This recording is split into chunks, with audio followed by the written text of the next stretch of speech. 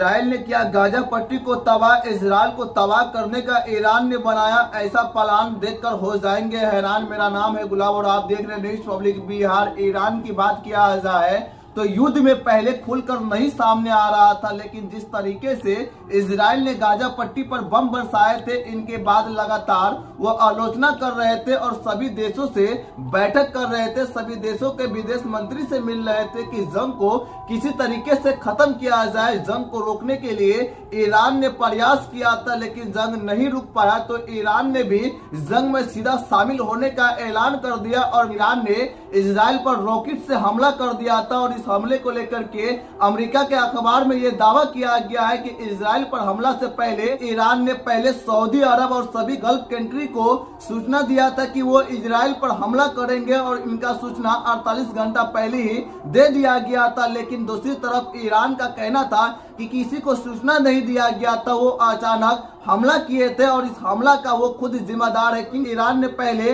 Israel पर हमला किए थे और उनके हमला के बाद हिजबुल्लाह ने भी लगातार फायरिंग कर दिया था और इस जंग में शामिल हो गए थे। इनके जवाब में इजराइल के तरफ से भी हिजबुल्लाह पर फायरिंग किया गया था, हमले किए गए थे, जवाबी कार्रवाई की गई थी। इनके बाद दोनों के बीच में जंग शुरू हो गया था। इस जंग में पूरी तरह से इजराइल फंसता हुआ दिखाई देता है, क्योंकि ईरान ने पहले हमला किया था और उनके हमला के बाद हिजबुल्लाह ने भी उनके ऊपर हमला कर दिया था और इजराइल को चारों तरफ से घेरने का प्लान बनाया जा रहा है। क्योंकि इजराइल की बात किया जाए तो इजराइल ने पिछले 6 महीना से गाजा पट्टी पर लगातार बम बरसा रहे थे और अपने बंधकों के रिहाई को लेकर के सर्च ऑपरेशन चला रहे थे, लेकिन उसमें भी सफलता नहीं मिल पाया था। और पिछले 6 महीना से जिस तरीके से इजराइल के सैनिक मर रहे थे, ऐसे समय पर इजराइल पर ईरान ने हमला किया कि इजराइल पूरी तरह से कमजोर हो गया। जंग को इजराइल ने शुरू किया था, उस जंग का खात्मा भी नहीं हुआ था और दूसरा जंग भी शुरू हो गया था, क्योंकि इजराइल को अब चारों तरफ से घेरने का प्लान किया जा रहा है। इजराइल ने जिस तरीके से जंग को लेकर के प्लानिंग किया था, उतना आसान इजराइल के लिए ये जंग नहीं है, क्योंकि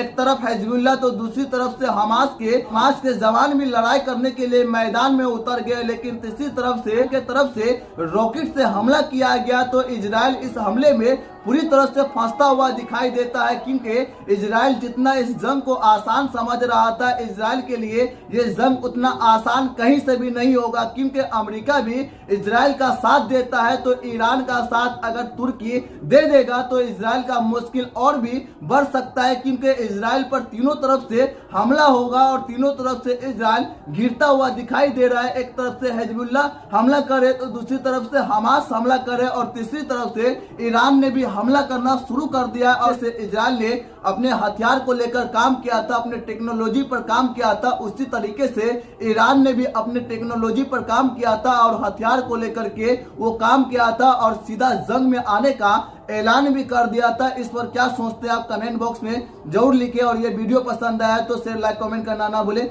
हमारे चैनल पे पहली बार आए तो न्यूज़ पब्लिक बिहार को यूट्यूब पे सब्सक्राइब कर ले, फेसबुक पेज पे देख रहे हैं तो फॉलो करना ना भूलें।